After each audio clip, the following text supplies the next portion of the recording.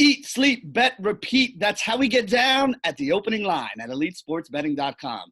I am your host, Benny Ricciardi, and I am very excited today because we're going to be talking some horse racing action. And I got my man, Scott Shapiro, in here with me from Churchill Downs, Twinspires, BEtAmerica. He does about as many things as I do all around the business here. So it's a guy I've known from Daily Fantasy back in the day. And then, I hopped on his podcast to talk a little bit of Super Bowl stuff when that came around for the, for the sports betting side. So I made sure to get him to live up to his deal and come and hop on mine and talk a little bit of horse racing now. Scott, what's going on, my man? How are you? Introduce yourself. Let the people know who you are and, what you're all about. Yeah, excited to be with you. Strange circumstances, but glad it worked out to talk some horses with you. I kind of, as you mentioned, 3 different companies all under the Churchill Downs Inc. umbrella.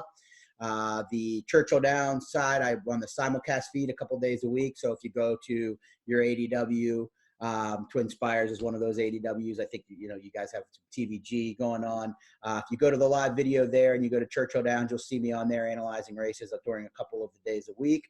Twinspires is an ADW where advanced deposit wagering, where you make your wagers.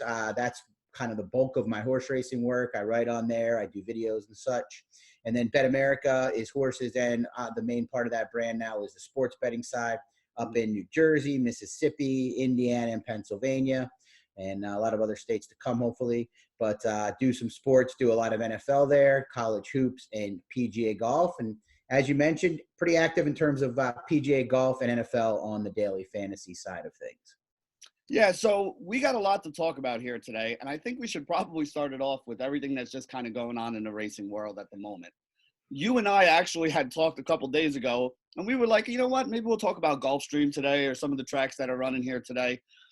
Aqueduct yesterday kind of closed the doors. Gulfstream closed down for the day here today. Basically, you got a lot of the jockeys who, they're looking to get some kind of new guidelines and rules and everything out there. You're a little more up on it than everybody else, but what's your thoughts on all this going around with racing still going on? Do you think it's a good idea? Do you think it's a bad idea? And then kind of get into a little bit about what's going on at Gulfstream right now and, the way the jocks are feeling in the room and all that. Yeah, as a whole, I know optics-wise, if you don't know a lot about it, it may look like we're not caring. The racing industry just doesn't care the same way the NBA, all the sports leagues do. But it's kind of a unique situation because when they shut it off to the fans, the majority of the people that are there outside of jocks and officials really live or are going to be at the track no matter what happens to care for the horses. Some of them live there. The trainers don't necessarily live there, but they kind of live there. They go home, but they're spending every day. They're there for more of their day than they're not, completely. So stopping the business side of the racing will only minimize things a little bit. It would keep the jocks obviously safer, but if the jocks can avoid can socially distance, if you will, outside of getting a leg up, which is when the trainer or the assistant trainer puts the jock on the horse, there's really not, it really can kind of work as well. If we're allowing a lot of other businesses to work, it's really a minimal situation when it comes to the contact. Social distancing is pretty reasonable. So what happened at Gulfstream, Ortiz Jr., one of the top jocks in the world, said yesterday that he was decided for the well-being of his family that he didn't want to ride for the foreseeable future. Another jock, Rajiv Mirage, not quite as successful, but he rides in New York a lot of the year and down in Florida. He does okay for himself. He decided the same thing, and it kind of brought up some chatter. I think the goal for Rajiv, at least, is for them to make the protocols a little tighter. The jocks room is a little bit tight. They're probably closer than they should be in that room. So maybe hoping, given the amount of room on the track where people usually are, maybe use some of that space to keep the jocks separated when they're going back and changing their different silks and uniforms and whatnot. So it's kind of where we stand. We'll see if Gulfstream continues. We've got a couple other tracks, states that are maybe been a little slower with the draw, maybe just more understanding of the horse industry running still, and hoping we can make the most of it and be safe first and foremost. Yeah, I mean, you make a couple good points there as well. It's like, just because this is, if there's a quarantine or if they shut down racing or whatever, you're still going to have some of the grooms being at the track there taking care of the horses. Like you said, the trainers are still going to be there checking on their horses and making sure their well-being. You're not just going to let a whole bunch of horses sit there by themselves for a month with nobody caring for them, so there are still going to be people there that are around. One thing that we've kind of started to notice with the jockeys as well, you mentioned a guy like, Irad Ortiz, who's somebody who's very successful, probably has enough money where he could say, you know what, if I don't ride for 6 months, it's not a big deal. Some of the apprentice riders, some of the guys who aren't as successful as he is, though, they need this money. Like they make their money, basically by going out there and riding and winning races and getting their percentage of the purse. These people are not going to be able to sustain themselves if they're not out there riding. And Right. like you said, they're going to be at the racetrack anyway. They're going to be taking care of the horses. Again, I don't want to sound callous like, oh, well, we don't care about what's going on in the world, in the horse racing industry. But, I think if you ask most of these guys out there, they would rather keep going right now. No, I totally agree. And the big point is the sustainability of being able to live. I think obviously people would probably prefer to have a lot of money and play it completely safe. But if they're doing the right things, I mean, we haven't closed down businesses, we haven't, in some places we have, but in these states we haven't. So I don't really see it as, believe me, I mean, I see the reasons to shut everything down. I'm not going to, get too into that. But if we're keeping other places open, keeping the racetrack open is completely different without fans, that is, without that interaction, than comparing it to, any other sport that has been shut down so far. So let me ask you the second part of this question too. I mean, we already heard Churchill Downs, your parent company, talk about moving the Kentucky Derby to September 5th, I think. First weekend in September, if I'm not mistaken. Is that the current plan at this point? Yeah, it'll be moved to, I think it's the 5th or 4th. Sorry. Yeah, but it's the first Saturday in September, which is Labor Day weekend. Which is pretty crazy because, I mean, again, not in our lifetimes, but I think the 1940s was the last time they had to move it from, the first Saturday in May to, wherever else they have to run it right now. So here's the question I want to ask you, because I haven't heard anything out of either Belmont or, Maryland Jockeys Club right now about what they're going to do with the other two jewels of the Triple Crown. And the thing that I think a lot of people who aren't big horse racing fans don't understand is a lot of the racing calendar revolves around when the Kentucky Derby is. I mean, this week alone, we're going to talk about in a little bit the Louisiana Derby, which is a big prep race that, the winner is pretty much going to make enough money to qualify for the Kentucky Derby. Usually the way it works every year, usually have one horse out of that race coming in there. But you have prep races that go on around the country, California, New York, Kentucky, Florida.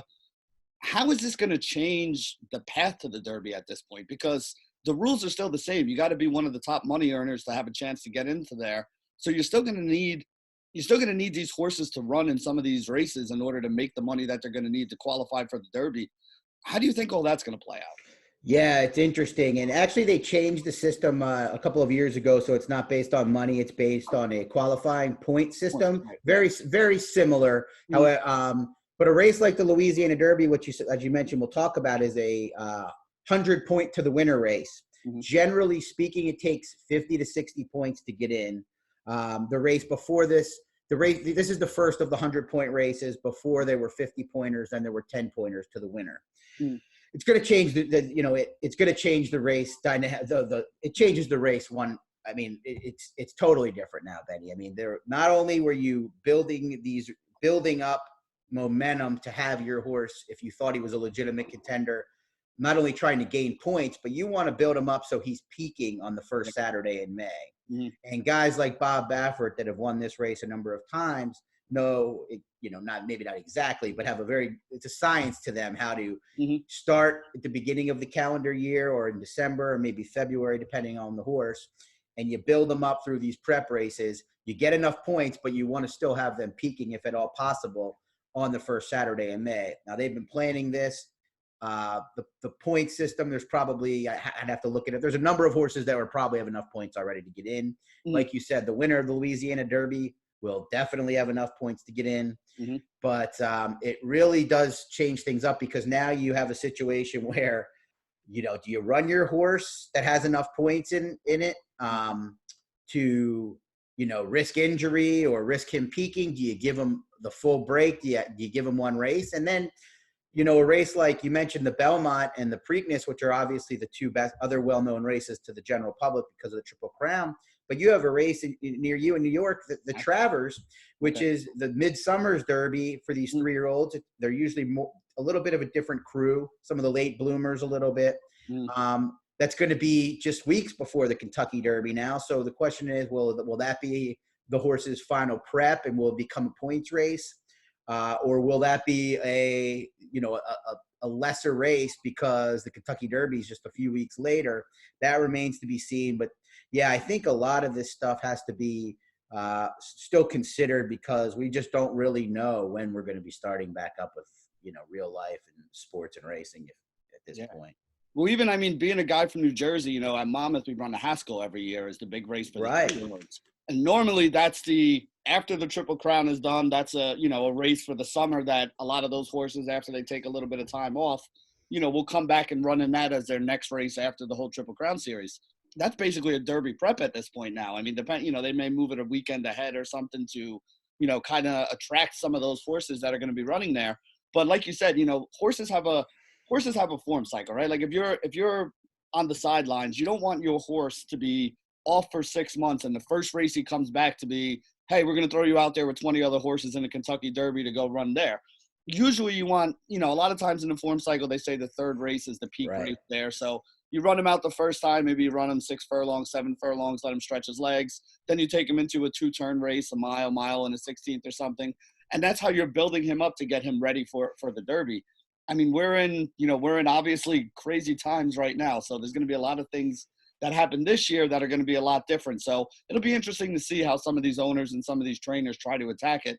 Because like you said, a lot of times too with these Derby horses, they're running a heavy schedule early in the year to get ready for the Derby.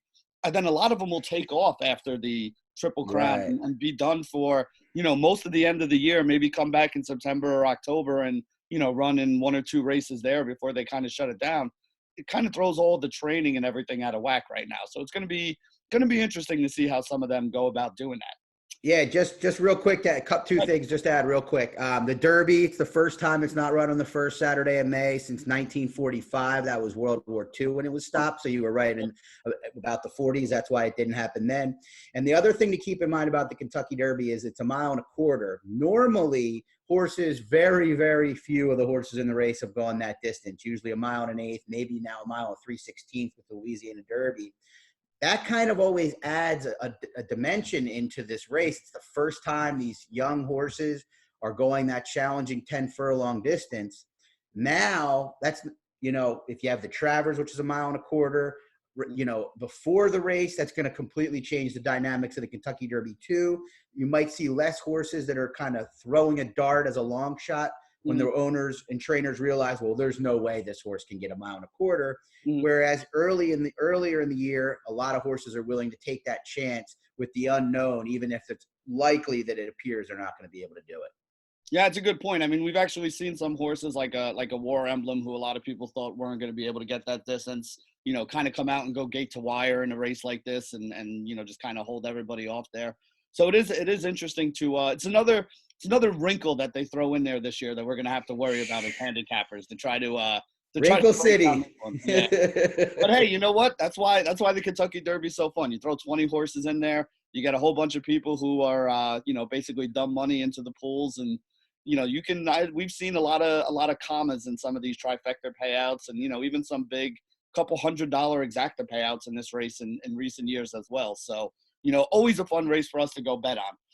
But what I want to do today, again, with Gulfstream Park canceling, we had to call a little bit of an audible here. But luckily, you and I are both looking at Fairgrounds for tomorrow anyway, because that's a big card that they're going to have down there in Louisiana. It's kind of their championship day. They're going to have the jewel of it being the Louisiana Derby. They have the Fairgrounds Oaks right before that for the fillies, a couple really good turf races. So we're going to talk about the Black Gold 5 here today. Talk a little bit about the last 5 races on the card, They have a a big pick 5 for those races. So we'll kind of give you guys some thoughts on which horses are probably going to wind up on our tickets.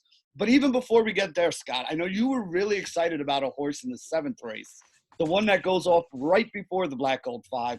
So let's talk about that, and maybe we can help our listeners put a little extra ammo in the clip so that they have more money to play this big pick 5 here. So Yeah, what was it in the 7th here that you were excited about? Yeah, I thought it might be a good bankroll builder. This horse isn't going to be a big price or anything, but number 7, Mystic Guide. Maiden races are horses that haven't won, and these are some of the races I do some of my best work and enjoy handicapping the most. And number 7, Mystic Guide, raced at 6 furlongs, which is a 1-turn race last time, and got bet off the board out down to 9-5. Ran well, but got off to a poor start and had a lot of trouble. I think this horse will get better as the distances go longer. They're stretching out to 2 turns in this race. So number 7, Mystic Guide, 7-2 on the morning line. Maybe go a little shorter than that, but a horse that I think we can count on running big tomorrow to get the second half of the card started, Benny.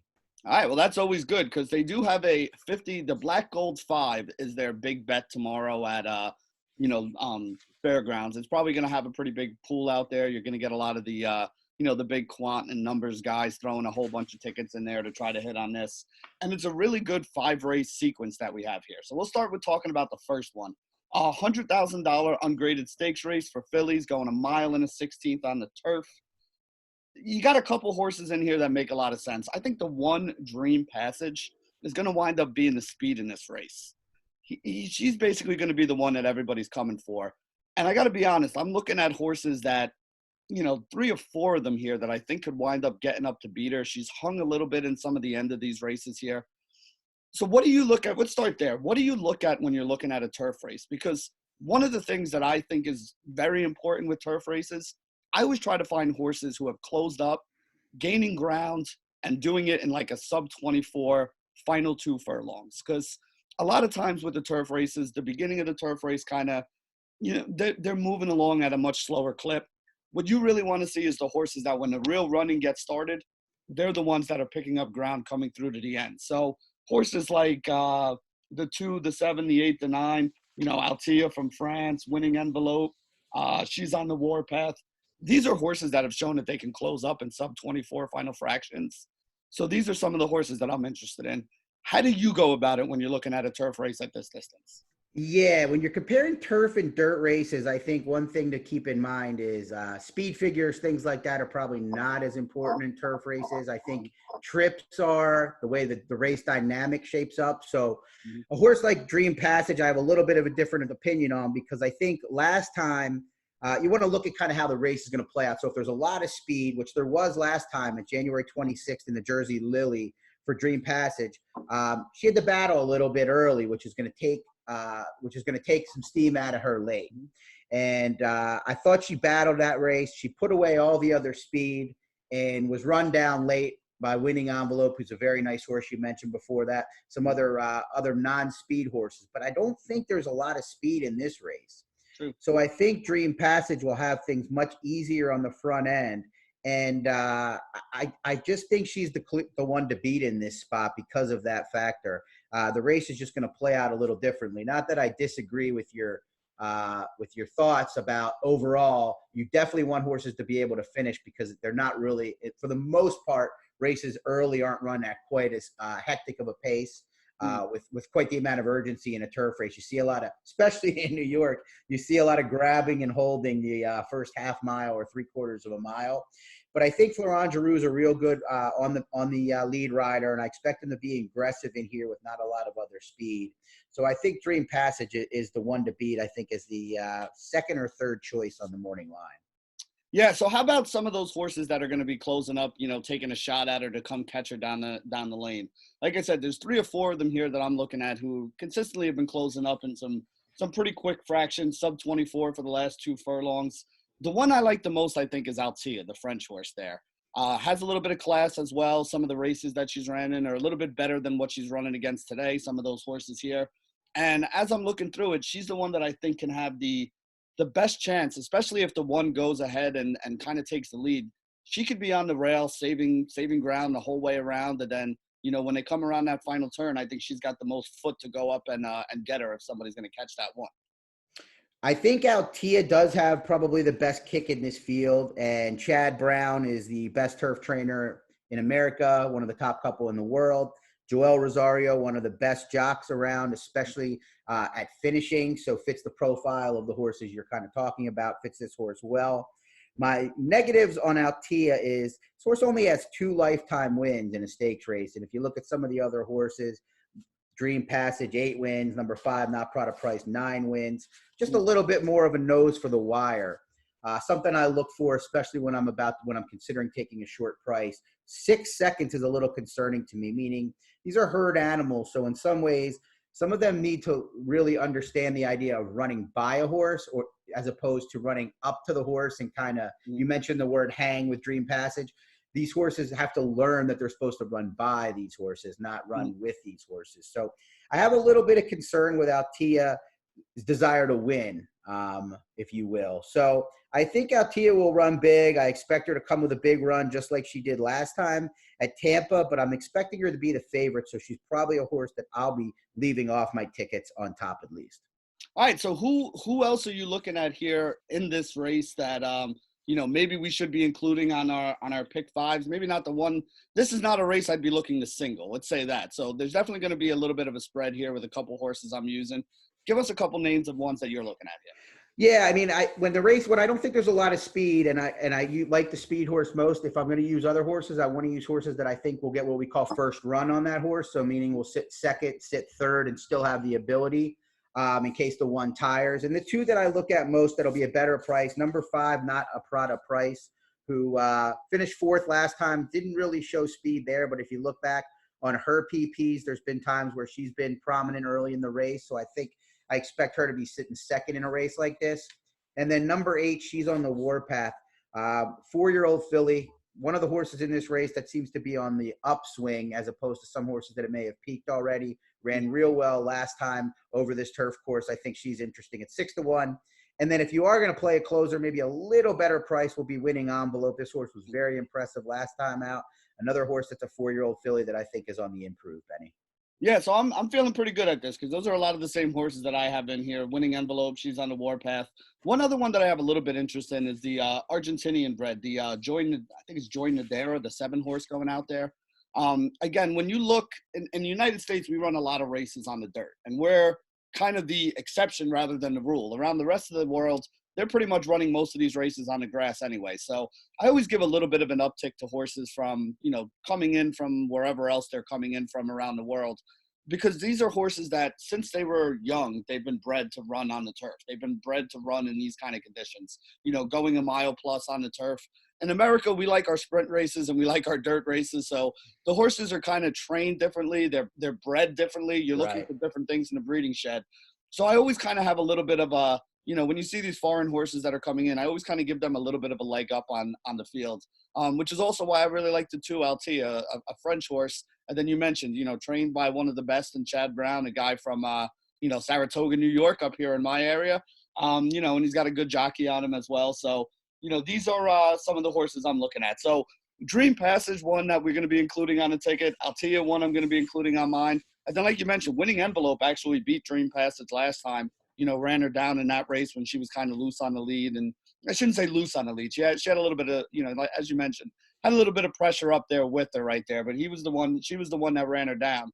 And then, she's on the warpath, Joy Nadera. And then you like the 5 as well, right? Not a product price? Yeah, and I mean, I prefer that horse if you're someone that's playing the in-race wagers, maybe an exacta. I would play maybe a 1 with 5-8 kind of a situation. Kind of like when you're creating a GPP lineup, I think of golf the most. Maybe you create a lineup where you're using one lineup with all, big hitters, one lineup with ball strikers, because if the course plays a certain way, it's likely that certain players are going to play well. This is a case where if the race plays out the way I want it to play out, or I expect it to play out, meaning kind of slow early, I think Dream Passage can wire the field, and I think the 5 and the 8 will be right behind her, and they might just run 1-2 or 1-3 to the wire. So 1 with 5-8. Yeah, so let's talk about this for a little bit, because you brought up the DFS angle, which is something that you and I are both uniquely able to talk about here. And I think a lot of people who follow this show, at least, are guys who follow me from Daily Fantasy. There is a lot of overlap in the betting of the two. And I think it has a little bit to do with game theory and also a little bit to do with understanding, guys who put together good winning GPP lineups are also guys who are probably going to be able to put together some good tickets, whether we're talking pick three, trifectors, or exactors. And it really comes down to the same reason, right? Like, when you're looking for payouts, you're looking for value, you're looking for overlay, you're looking to do the things that other people aren't doing or aren't willing to do. Everybody else is just saying, oh, I'm going to take the first, second, and third favorite. I'm going to box them. I'm going to put them together there. And that's fine, but you're going to wind up being, it's like stacking the Colorado Rockies when they're playing in Coors Field. Right. You're going to be one of, 40% of the people in the pool that have the exact same ticket right there, which means even if you're right, you're going to win $5. But if you're willing to think out the box and you're willing to say, again, just like in daily fantasy, we're not throwing all the chalk out. You're still going to use some of it. You're still going to use some of these low price horses. But if you can do something or figure something that other people aren't doing, throw a 10 or 15 to 1 shot in there, or, a 20 to 1 shot that's a closer that you think can get up for a piece underneath. Those are the things that are going to give you a unique ticket. And the unique tickets are the tickets that not a lot of people have, are the ones where you're getting commas in it when you're going to collect your money at the end. Right. And if you're playing GPPs, you're using high risk guys in certain spots in that lineup that are going to be low percentage, lower owned. And more than not, there's a reason why guys are chalked, because they're more likely to hit. Yep. But if you use the guys that are still unlikely to hit but have the upside, and when they do hit, you're going to have that chance for that big score. Now, like you said, every ticket in horse racing in a pari-mutuel setting, it's good to differentiate. But I think where I really see the major similarities is if constructing a GPP lineup and constructing a pick 5 lineup, because being contrarian is what separates you in both of those. Like you said too, though, you don't want to be, just like you don't want to have that lineup that cumulatively adds up to 30% owned, because that's extremely unlikely to hit. You're looking for that sweet spot. The same thing is said with horses. Yes, there's a chance that you could hit 15 to 1, 12 to 1, 20 to 1, 8 to 1, 30 to 1, and take the whole pool down. But you don't even need that to have a big scoop. You kind of can maybe single. You mentioned the word single, meaning, build your ticket around just one horse needing to win in a spot where other people are not. So a really obvious example to people, American Pharaoh in the Belmont a couple years ago. Mm-hmm. Very obvious single. He ended up winning. But if you singled around another horse and American Pharaoh gets beat, it could have been a very logical horse in that pick 4 or pick 5 sequence, but it would have been more, it would have separated you much more than a horse where 80% of the public is singling. So I see so many similarities. I've said this for years to the horse racing industry. Yep. Kind of has fallen on deaf ears there. It has, because I've said the same thing with people as well, so I know exactly what you're coming with. Yeah. Like here's a great example for you. I mean, we haven't gotten to this race yet, but we'll talk about it in a little bit. You look at race 11 here today, right? The Fairground Oaks. You have a horse that's going to go off at probably even money in finite. 5 wins in a row, 2 of them at graded stakes wins, 2 other, non-graded stakes, but still pretty good wins to have on the resume. This is a horse that everybody's going to wind up having singled or having on their ticket. And this is a horse that may be on 80% of tickets. If you can find the horse you like better in this race and you can beat that horse in this race, you're going to be one of the few people that has a live remaining ticket that can take this whole thing down, because you decided to go a different route than everybody else who's kind of singling there. Now, at the same point in time, this could be the race that knocks your ticket out too, because if she is the single that winds up winning, I don't mind getting knocked out knowing that, well, even if I win with this horse being 80%, everybody else is going to have her, and there's not really a lot of upside there. That's the GPP strategy. Can you fade the $3,000 chalk player in NBA basketball, hoping that he has a crappy game and the other $3,000 player that you play instead outscores them? Because if you do, like we said, that's going to be the thing that gives you the leg up. And that's the synergy basically between playing GPPs and daily fantasy and playing something like one of these horizontal pick 5s, pick 6s in horse racing. Yeah, no, exactly. I think the use of kind of coming in underweight and overweight kind of can fit here as well. If you're playing multiple tickets, which was a lot of people's approaches to these pick 5s, it's very similar to building a lot of lineups. You figure finite will be on 90, of the tickets, 80% of the combinations played into the pool. Now, maybe you probably, what I would do in a situation with this, like finite, we'll talk about the specific races. I would either be 100% all in or I'm fading. Yep. Or maybe I'm using finite with my longer shots if I'm mostly fading. So I'm really coming in severely underweight, but I know that if the other races come in, it's coming in with horses that will separate me in those other races. And then I don't want to look back and say, well, this 5% owned, to use a GPP term, this 5% owned guy, this 7% owned guy, this 3% owned guy all went off, and I left out, a guy that's 60% that was so obvious, 3K NBA guy. Wow, I probably should have had the winning lineup today, but I overfaded this guy, so kind of like that. Yeah, and you bring up another good point here, because I also want to talk a little strategy. We'll get to these other races as well in the card, but you bring up a good point that I think a lot of people need to understand. When you're playing these pick fives and pick sixes, right? Like a lot of times what I see, especially when people who are used to playing like pick threes and pick fours, they play one ticket. And what they'll do is I like these 4 horses in race 1 and these 4 horses in the second leg and these 2 horses in the third leg. And I have no problem with doing that because you're covering all the horses that you like. What you have to understand, especially when you're doing a pick 6 ticket, is you're taking the amount of horses you like in one leg, multiplied by the amount of horses in the second leg, multiplied by the amount of horses in the third leg, fourth leg, fifth leg, sixth leg. Those tickets can get really expensive very quick. When you're playing a big ticket, sometimes just adding one horse to that ticket could add an extra $1,000 or $2,000 outlay that you have to put out of your pocket. So what a lot of the big horse players will do is they will pick a couple horse, like let's say, I don't know, on a 6-race sequence or a 5-race sequence like this, you'll pick your favorite horses in each race, and then you'll have your secondary horses that you like as well that have a chance to win. Now, normally the horses that you like tend to be the ones that are a little bit of lower odds, 7-2s, 5-2s, 6-5 even monies, things like that. You're not going to catch the favorite winning all 5 of those races. And like you were mentioning before, you want to add some value to your ticket. You're going to need to catch a 15-1 or a 20-1 at some point there, or even a couple 8-1s and beat a couple of these 6-5s in order to have some value.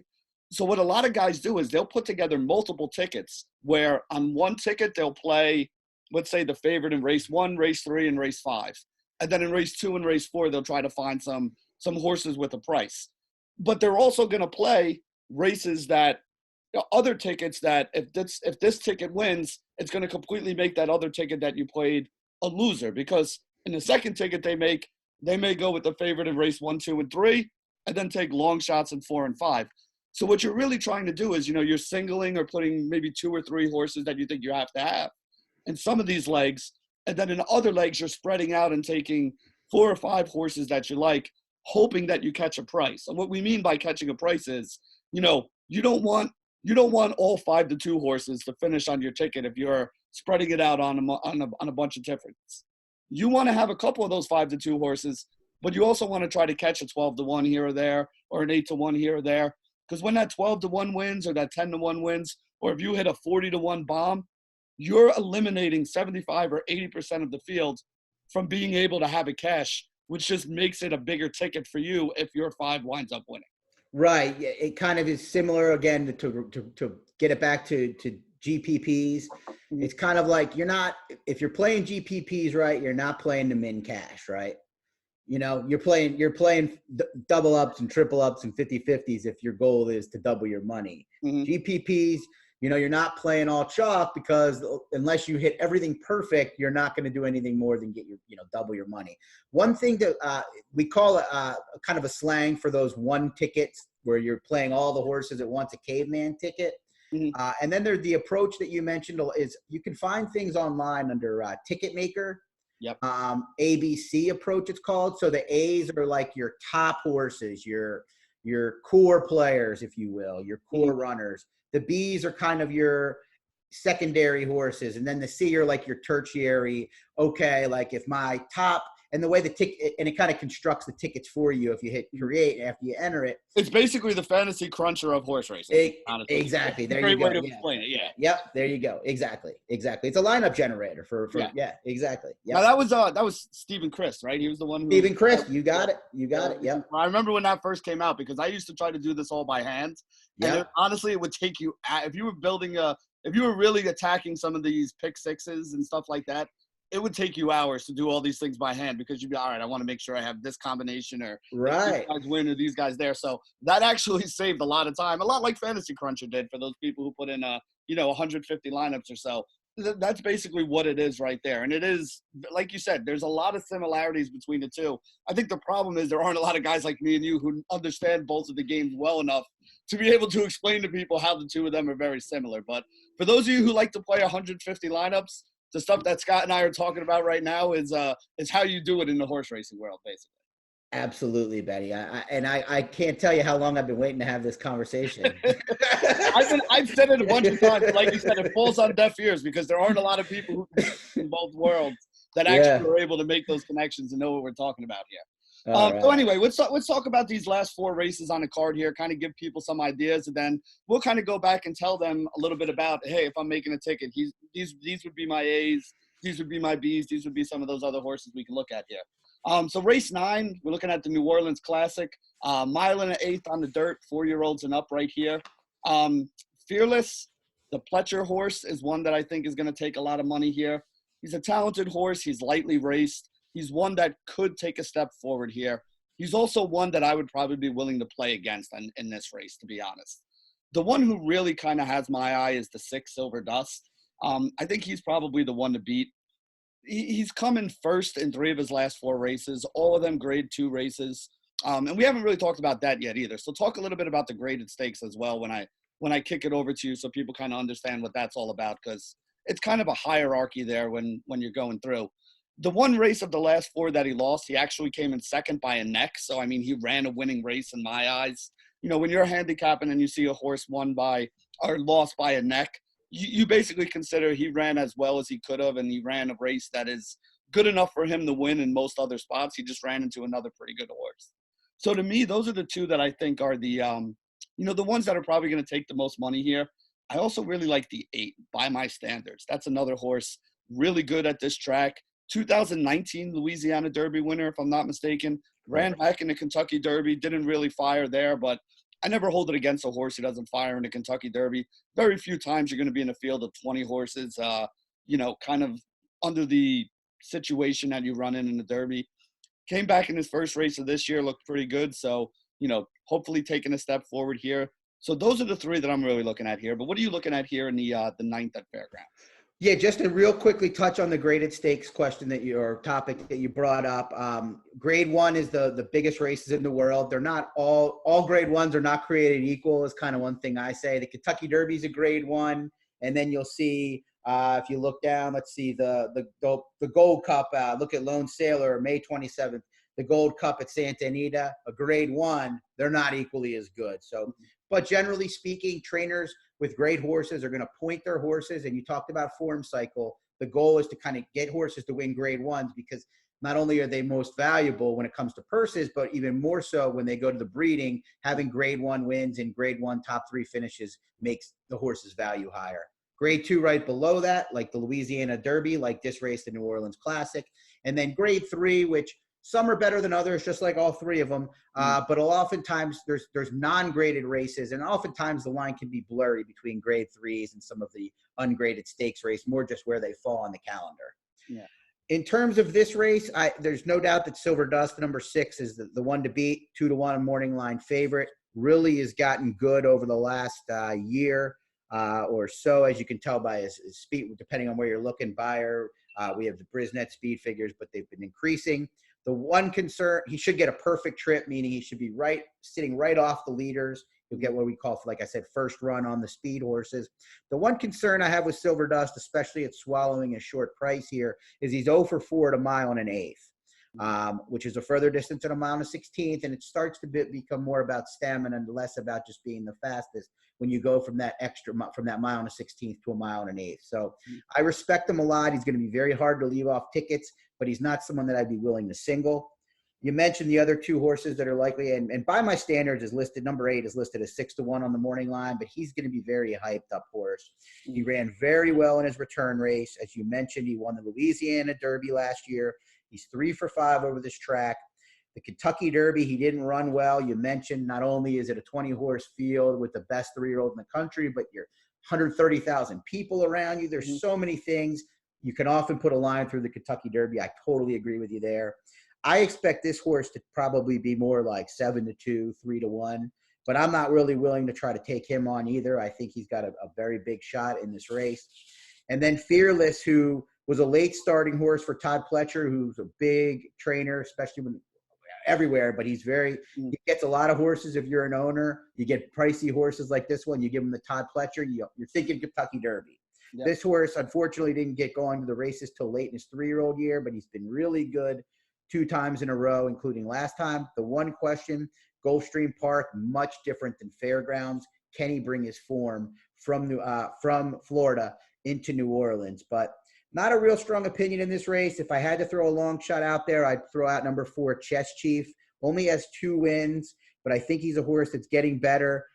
He won last time at 1-9, so didn't beat nearly the field that he faced here. But the price should be right and could be one of those separator type horses. Yeah, there you go. That's a good one, because I do think that the 3, the 6, and the 8 in this race are going to take a lot of the betting, a lot of the money. I'm not going to lie. When I put together my pick 5 tickets, those are the 3 that I'm going to be using in various different combinations. Some of them with a few more of the other chances and some of the other races to go along with it. But those would be the ones. And to build on what we were saying before with the tickets, the 6 would be my A, and then the 3 and the 8 would be B horses for me that I want on some tickets, but not on all of them. The 6 is the one that I'm going to be kind of going with, because like you said, I think Silver Dust is the one that the rest of this field is trying to beat. I think he is the best of all those horses out there, but again, I don't think he's a lock. I don't think he's a single. I don't think he's somebody that I'd be willing to put all my faith and all my money in on this one. So let's talk about race 10 here a little bit. You got a mile and an eighth on the turf, another grade 2 race. This one I think is kind of wide open. I will say this. One thing I will be trying to do in this race is beat the favorite Synchrony. Starting from the 12 post here, 3-1 horse. I think he is beatable. He does have a couple first and a couple graded stakes races, so I'm not saying he's a bad horse. I just think if he's going to be a 3-1 horse, there are going to be horses that I think this is the race where we could find a little bit more of a price. Even some of the secondary horses, like Instilled Regard and Channel Maker, these are horses that I like and I will include, but I would not be shocked if we get somebody coming out of nowhere to win this race. Yeah, this is a race that's very evenly matched, a very strong group. And while I have a lot of respect from Synchrony, I could totally see where you're coming from and maybe, taking a chance against the outside post, not ideal. The last race was maybe a little better than it looked because it was a very speed-favoring turf course that day, and he still was able to come running and finish second to Factor This, who's in this race, but was alone on the lead, kind of with a more favorable race shape for him. But when you look at this race and you analyze, speed ratings, trip, and everything, it's kind of one of those races where Synchrony can win, but the price might not be there. It might be worth taking a chance against. So kind of a chalk play in GPPs that can beat you, but you don't love, and then you kind of just leave off, you just fade, Yep. And I agree. I think there's a couple interesting price horses. I do think number 6 Instilled Regard is a very likely winner, the most likely winner in this race, but not far from any horse that I'll be singling or locked in on. I'm against number 8 Channel Maker. I think a mile and an eighth is shorter than he wants to go, and he's a little bit of a head case. He's proven to be a pretty good horse. Obviously, he's earned over $2.1 million, but only has 1 win in the last 9 starts. The price horse I like most, and I think he'll be a significant big price, is number 2 Aquaphobia. Trainer Mike Maker's a Kentucky-based guy, and this guy is exceptional at claiming horses for high amounts. He claimed this horse for $62,500 in Florida late January, and moving them up and making them superstars. Zulo Alpha is a horse that people may be familiar with, won the Pegasus Turf has been on a roll of late. He got that horse at a much cheaper level. I don't think he's the one that claimed them, but he was claimed for 62.5, and then he might have claimed them from there, or he might have shifted hands. But he's been known for doing stuff like this a lot, so I expect him to continue to move this horse forward. And then the other Chad Brown horse, number 4, Rock Emperor, should also be a good price. It's been off for a while. He raced against the best 3-year-olds in the country, 3-year-old turf horses in the country in New York last year, Belmont Derby, Saratoga Derby. Interesting that Chad ships him in here, maybe just coming along for the ride in Still Regard to start his 4-year-old campaign. But you get one of the best riders. We talked about Joel Rosario. Maybe this horse has a big move forward at what should be a good price, Benny. Yeah, so speaking of it, Instilled Regard, who's the horse that I, probably have the most faith in here. You mentioned Zulu Alpha. That's who he lost to in his last race out. And then Zulu Alpha came back and won another race after that, I'm pretty sure, too. Correct. Yeah, it looks like he's, highlighted there in the when you look at the running line. Right. So, yeah, I mean, that's the way that I'm looking at it. Quick question I wanted to ask you, and I don't even know if you know the answer to this, but Instilled Regard, usually ridden by Irad Ortiz. Is he going to be running in it? Is he going to be riding in this race? Or did he come off? I know he said he came off all the mounts that he had at Gulfstream. Does that mean that he's basically just sitting home for the next couple months here while this happens? And if so, do you think the jock change on this horse is going to change anything? Yeah, I don't know who will pick up the mount. I could probably look here and make a guess, but he's not going to ride. I think I think he's made the decision that he wants to stay with his family and whatnot and not ride at all. To answer your question, yes, Irad Ortiz Jr. is one of the best riders in the world, and one of his best skills is on a horse like this that kind of sits mid-pack and he can relax with and finish. He likes to sit along the rail, save ground, find a way through, and finish strong. Kind of like you mentioned at the beginning, the turf horses you like to bet. Well, Irad Ortiz Jr. fits horses like that, like a glove. That's why I ride for Chad Brown, who's basically as a trainer teaches horses to relax and finish strong on the turf. I could probably make a guess. I'm looking, maybe not. I mean, I thought maybe Florent Giroux because he rode him back in December, but he's on the 1 dot matrix. So that is something to keep an eye on. I'm not sure who Chad will get to ride because this isn't his home turf. He doesn't have a lot of horses in New Orleans. So it'll be interesting and worth keeping an eye on who he has. Some guys I would think would fit this horse better than others. Would be the best way I can put it with the unknown right now. Well, you know what? There's some jockey agents right now that I'm sure are on Scramble City telephone trying to get onto this horse from their riders as well. So I'm sure he's definitely going to have a lot of people to choose from. Yeah. And like you said, Chad Brown, guy who really knows what he's doing when it comes to the training game. So I'm sure he's going to make the right decision, and that's still going to keep me pretty interested in the 6th year in Instilled Regard. So here's the race that we kind of mentioned a little bit earlier, right? We got the Fairgrounds Oaks. So basically, when you guys are looking at these 3-year-old races, a lot of times, whatever track, whatever state we have, the 3-year-old races for the male horses is called the Derby, right? So that's what we have here, the Louisiana Derby, the Kentucky Derby when we get to that spot. And then they also have a 3-year-old race for fillies, which is the female horses. And, Kentucky, it's the Kentucky Oaks. Here in Fairgrounds, it's going to be the Fairgrounds Oaks. So grade 2 race here. I think they're going a mile and an eighth. Is that right on that one? Mile and a 16th for this one. All right, so a mile and a 16th for the fillies here. We have a big favorite in this race, something that you're going to see every once in a while. I think she's actually the shortest price on the entire pick 5 here as well. Definitely. A horse named Finite. Ran 2 seconds in maiden special weight to start her career, and then she's reeled off 5 straight victories. She had a maiden special weight victory, came back and won a ungraded stakes race, came back and won a grade 2 stakes race, another ungraded stakes race, another grade 2 stakes race there. 5 straight wins for her in this one. You got to figure she's the horse to beat. She's the one that everyone's going to be looking for. And like we said before, she's a horse that's going to wind up taking a lot of money on the top of exacta and trifecta tickets. Is going to be one that a lot of people single in, the pick 5 here today. How do you feel about Finite? Is she beatable? And if she is, who's got the best shot to do it? I tried to beat her both of the last 2 times. The second, January 18th, was one of those cases where I made the right decision and still lost kind of thing, 3-5. She won by a neck in a 4-horse blanket finish. Very fortunate. Okay. Trying to beat her last time really didn't work. She took a massive step forward.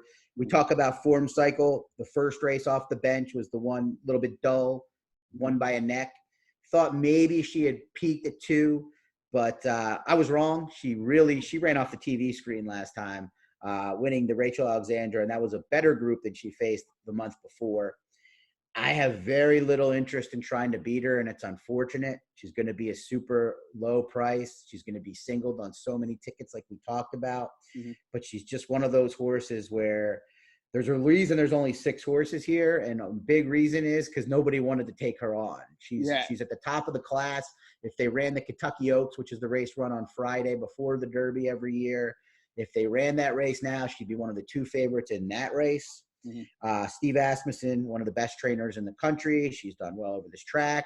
And if you talk about kind of the race shape, drawing outside in a small field, she's not going to lose ground into the first turn or significant ground. And she's going to be able to kind of make Ricardo Santana Jr., very good jockey. He's going to be able to kind of decide what he wants to do. If there's not a lot of speed, she's fast enough to be right on the pace. If there is a little more speed than he might suspect with aggressive riding, he can kind of sit just a bit off to the outside flank, which is usually preferable for a horse like this. She's going to be ultra tough to beat, Benny. But if you're going to try to beat her, the horse I would use is the other logical, probably the most logical, number 4, Bonnie South. Brad Cox, one of the top trainers in Kentucky and in the South. This horse took a nice step forward last time. The horse that she beat, She Dares the Devil, came back to win a grade 3 race next time out. So it wasn't like she beat Chop Liver that day, but she's definitely going to have to take a step forward and hope Finite takes a little bit of a step backwards if she's going to get to the wire first. Yeah, and what you just said right there is the way that I'm kind of looking at this race too. Is, you know, there's something basically called like an omnifigs, and the idea with that is, you know, when a horse's speed figures are better than everybody else that they're running against, you're really going to need the combination of that horse not running his best and somebody else stepping up to run their best to beat him. And I kind of think that that's the case here with Finite. So again, we could try to beat her in the pick, you know, the pick 5. If you can beat her, if you bet the 4 instead and the 6 drops out, this is one of those races where you could knock out a big portion of the field. So I will have some tickets with it there, but I got to be honest, Finite is still my A, and it's still going to be on probably 70% of the tickets I make here. The tickets I'm making without her on it are basically going to be ones where I may even go a little bit chalkier in some of the other races and not try to hit a big favorite, because if you beat her in this race, that's going to be enough to get you a decent payout on everything else that you're doing here. So maybe I'll go for long shots on one of the other races and play my favorite A's and B's in the other 3 here, and kind of just groove that through and hope that you kind of catch something in the one race that you kind of go for, because just beating her alone will be enough to knock out enough tickets that if you have a winning combination without her on it, you're probably going to get a pretty good payout here. Yeah, and I mean, not all 4 to 1. Let's assume Bonnie South goes off 4 to 1. I expect Finite to be like 1 to 2 or 2 to 5. Not all 4 to 1s have the same impact in these horizontal sequences. A 4 to 1 in a race like we just talked about, the Muniz will be on almost every ticket because people will probably be 4 or 5 deep and include a 4 to 1. This 4 to 1 will pay like a 10 to 1 or so in this pool. One thing to keep in mind about 3-year-old fillies at this stage of their career, they are young. They're young, and they do take big steps up and back at times. So that's the only caveat I have with Finite. You never know when these 3-year-old fillies are going to throw in a clunker or maybe take a big step backwards. So it's not always the worst spot to take a shot again in terms of the division, but it looks like Finite's on the upswing, not the downswing. Yeah, and again, at 1 to 2 or 2 to 5, if that's what she really does go off at, you're not going to make any money betting this horse to win here. So you're going to try to figure out some other way to get some money out of it. So, Scott, we're actually doing a live show tomorrow from 4 to 6 over at Elite Sports Betting, where we're going to be breaking down probably Fairgrounds, hopefully Gulfstream, which was one of the other ones that we were planning on talking about, and then a lot of the stuff at Oaklawn Park as well. So I'll give my thoughts on the Louisiana Derby over there tomorrow for our subscribers, but let me get your thoughts on it here. That's the race 12. That's the big race here that we're looking at here. Grade 2, Louisiana Derby, 1 mile and 3/16, which is a pretty long race here. Basically a key race for this. Let's talk about key races first before we go in there. You look at the Risen Star, which was run a couple weeks ago. You probably have, I think I counted 5. I may be wrong on that. 4 or 5 of the horses that ran in the Risen Star are coming back here. When you see a race like that, where you have a whole bunch of horses that just ran against each other, and then a couple new shippers that are coming in to kind of join the fray, How do you handle that as a handicapper when you're looking through it? Well, from a let's talk actually specific to the Risen Star. The one thing to keep in mind is there were so many horses entered, and it was such a big race and a prep for this that they ran two different divisions. So you can't really see that on the PPs, but if you look, other than who won the races, so a couple of them were in the second division, the one won by Modernist. A couple were in the first division, won by Mr. Monomoy, who was actually injured now, and Enforceable ran second there. In terms of analyzing that, I'm a visual guy. I watch a ton of replays. Not everybody. It's kind of comparing guys, the people that follow sports and bet on sports and play DFS. That there's the data guys. There's the guys that watch all the games. There's a lot of people that like us that do both. I'm a visual guy first and foremost. Oftentimes you can watch the race, tell if horses ran well, if it was a stagger fest, which means it seems like nobody really wanted to win there at the end. That's how I try to separate races. And then I'll throw the analytics in, look at the speed figures, and see if it came back fast. Based on all of that, I think that the Modernist version of the Risen Star was the lesser of the two. And that doesn't mean I don't think Modernist, Major Fed, the horses coming out of that race, as we'll talk about, are not contenders in this spot. But it's kind of analyzing those races. If a lot of times, if 3, 4, 5 horses are within a dirt race or within a length at the wire, it makes me a little bit dubious of the quality of that race. Whereas if 2 horses really threw down and ran away from the rest of the field, and I like the way they finished, and a lot of this visual stuff is a learned thing, just like watching sports. It's hard to teach, kind of just seeing race after race after race. You learn it, but so that would be one way. If you watch a race and there's 4 horses on the wire together, it probably isn't a strong rendition of that race, generally speaking. If a horse or 2 runs away, probably a little bit of a stronger race. All right, so let's talk a little bit about this race here in the Louisiana Derby. I mean, the part of the reason why I said that is because to me, I kind of agree with everything you said. I didn't think that was the stronger running of that race. So when I started looking, I basically said, you know what? I'm probably going to throw all those horses out. They were all together with each other when you come down to the end here. When I'm looking for the winner, I'm saying if any of them was that much better than any of the other ones, they would have ran away with it. So the fact that they were all kind of together there towards the end kind of makes me think that the winner of this race is going to come from somewhere else. The problem I had, and I'll talk about this tomorrow when we do this on the live stream at EliteSportsBetting.com, is who are those other horses that you like to put ahead of those guys? Right. Yeah, I think you make a fair point. I don't think there was any superstar that were running either of the divisions of the Risen Star. I respect Enforceable a lot. I think he's good at getting one of the horses in here I'm not concerned with. A mile and 3/16, a very taxing distance at this stage for 3-year-olds. But I don't think I think you're going to get find some horses that are good prices with that kind of approach that you're talking about. And I think there's a couple that stand out if you're looking for that approach. Number 3, Wells Bayou, has run very, very well the last 2 races, was run down by Silver Prospector last month in the Grade 3 Southwest, but really continued to finish well. I think if this horse can make the lead alone and not get pressed, he's amongst the likeliest winners. My only concern is number 11, New York Traffic, which I'm sure you've been stuck in once or twice, is a problem to his outside, is probably going to press him. So that's a little bit of the concern. I'm going to give you a long shot before I talk about maybe some of the other likely winners that I think fits your mold. And that's number 7, Sharecropper. 20-1 on the morning line, maybe a bit of a reach to win the race, but I think he can get a piece here, meaning 3rd, 4th, 2nd. I loved his races. I was there at those Churchill Downs races. I love that October 27th race.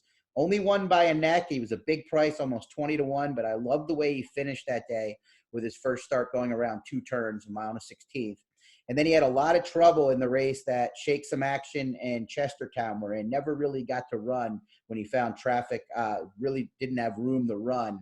So I think you can kind of toss that last race.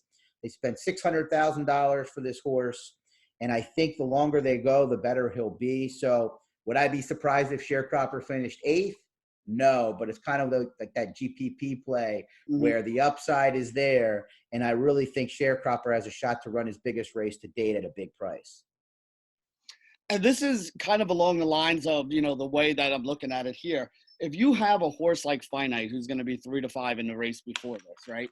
you have to find one of these other races here where you can get a horse that comes in as a price. If you're looking to, to get a big payout here, if you're going to play that 6-5, or 3-2 or whatever she winds up going off at in the 11th race, you're not going to get a big ticket here if you're playing the, all the horses that are coming out of the Risen Star that are, the ones that are basically going to be around like 7-2. And I don't think you're going to get anybody at a short price in this race. I think everybody's going to be 3-1 or more, somewhere around there. Maybe you get a 5-2 if some money comes in on one of these guys late here. But if you're trying to make a score, I think you got to be looking there. So horses like the 7, the 8 is a horse that I'm looking at a little bit here too. The one coming in from Santa Anita. There are a couple horses here that you could get. So the way I'm building my ticket for the pick 5, I probably am going to wind up singling finite on a good portion of the tickets that I have here. But what I'm going to try to do in order to find some money is I'm going to go race by race, and I'm going to play a lot of what we call like basically our C horses, right? Like these are the horses that are, 15-1 or 20-1. And I'm going to hope that I could hit 1 or 2 of these races where I get a 10-1 or a 20-1. And then this way, those are going to be the races where I'm singled to finite. If she does what she's supposed to do, and I can catch a price in 1 or 2 of these other races, that's going to knock out most of the field and give me a chance at a big score here. If you're playing this pick 5 over here at Fairgrounds, how are you planning on attacking it? Well, in terms of the Louisiana Derby, or as in terms of the whole sequence? Well, I mean, either way, to be honest with you. We'll start with one and then the other, and whatever you want to do. Sure. The Louisiana Derby, the horses that are going to use, my A's, if you will, would be number 1, Major Fed, who I think really has a chance to take a big step forward. He's 8-1 on the line, may go off around that price. Number 3, Wells Bayou, who I spoke of, I think could make the lead in the race, and if so, he's going to be tough to beat. I'm going to use number 7, Sharecropper, the horse I just mentioned. And then I think I'm going to use the 14. Lost my one. There we go. And I'm going to use the 14 Modernist, who I think has been on the lead in the last 2 races, but I think can relax just off the lead in this race. And then my B's, I'm going to use Enforceable as a B. I'm going to use number 12, Lynn's Map, who's a long shot, as a B as well. And I think those are the ones that I'm going to use in there.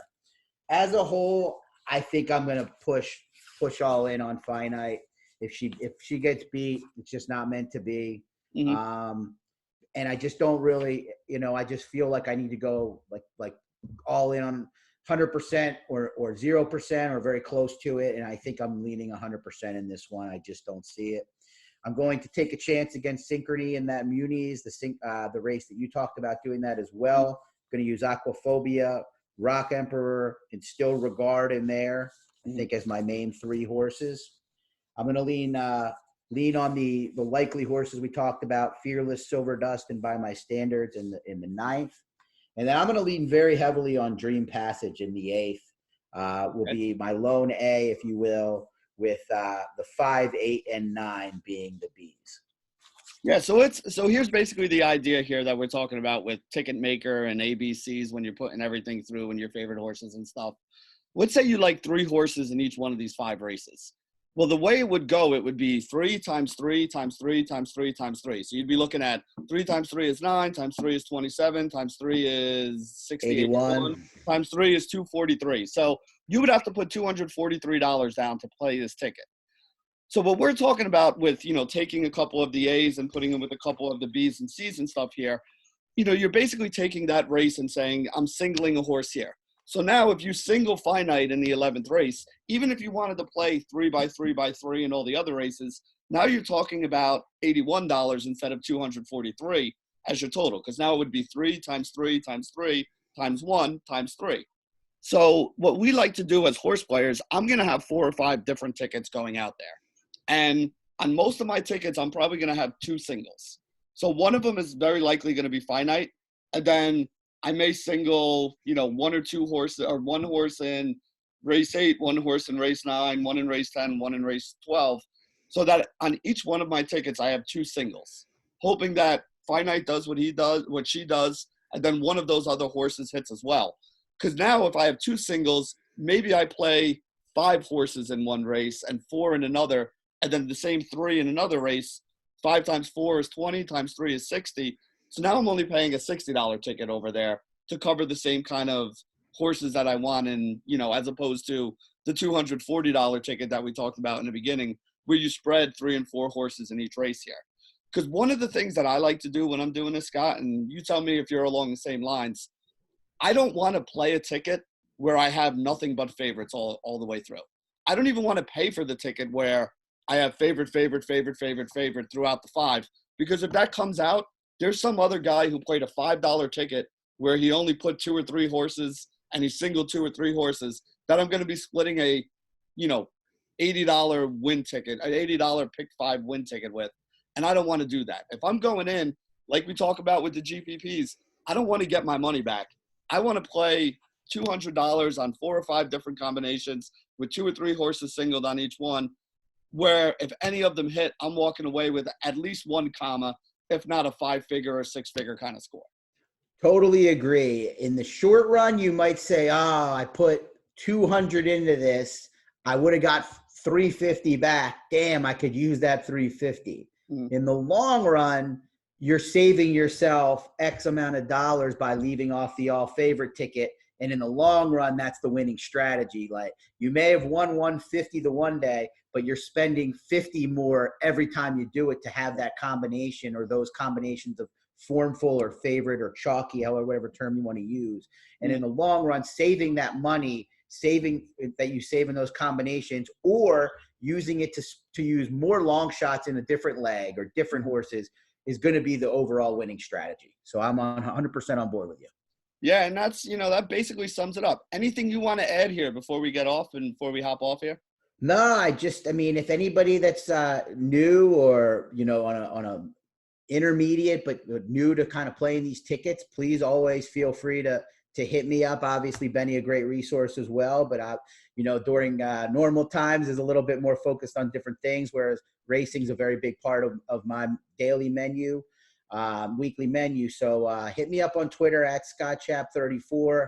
Always there to answer questions, try to help new horse players learn things, get better at handicapping, get better at the wagering side. But definitely feel free to hit me out. So, Scott, before we sign off, I just wanted to say thank you for giving me an hour of your time, hopping on here, talking some horses. Hopefully this thing all works out with everything going on in the world with the coronavirus. Hopefully the horse racing stuff keeps going on. If it does, definitely would love to have you back on here one of these days and, do something like this again. More than happy to come on whenever you need me to do something like this, bud. All right. Sounds good to me. So for Scott, this is Benny signing off for another episode of The Opening Line at EliteSportsBetting.com.